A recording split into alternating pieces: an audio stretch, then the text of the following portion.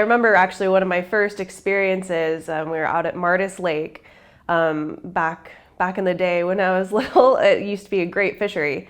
And, my dad rows us out there and he's getting ready to, his rod ready to fish, and he hands me a rod and I cast it out there. And before my dad's even done stringing up his rod, I'm like, oh, I've got a fish. And I'm screaming, and there's all these other boats around the lake, and you can all hear this little girl just going crazy.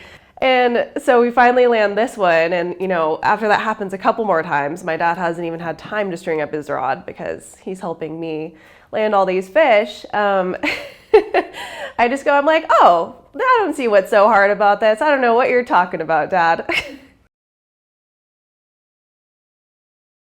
I'd like to say the bow and arrow cast, but literally I've never used it. But it's just so intriguing to me that someone even thought of it. But it's fun to just get out there and do a mega long presentation dry fly on a slow spring creek. I love just the technicality of it, and when you really nail it, it's amazing.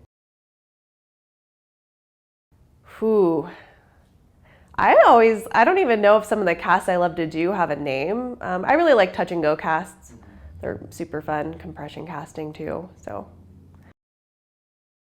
Chemix, it's just a great, single cup, amazing drip coffee, and freshly ground beans. Have to do the freshly ground beans. Pete's, Major Dickinson's is my favorite. Cream? No. Cream? Yeah. I actually use almond milk and a little bit of stevia. Gotta have my pliers for obvious reasons, just I have the pliers that have a nipper on them too, which are amazing. Chapstick. I always have chapstick on the water. My lips are always getting chapped anyways, but it's super essential. It might be kind of girly, but. And then a pocket full of flies, usually my wading pocket on the front's just loaded with kind of a smorgasbord of flies. I'm definitely a dog person. I always have been. Oh yeah, and it's usually the one you only have one of in your box. It's regardless of what worked in years past. It's oh, I'm gonna try this one, and all of a sudden that's the hot fly, and you've only got one. Of course not. I mean, the universe is huge. Who knows? I'm a super sci-fi nerd.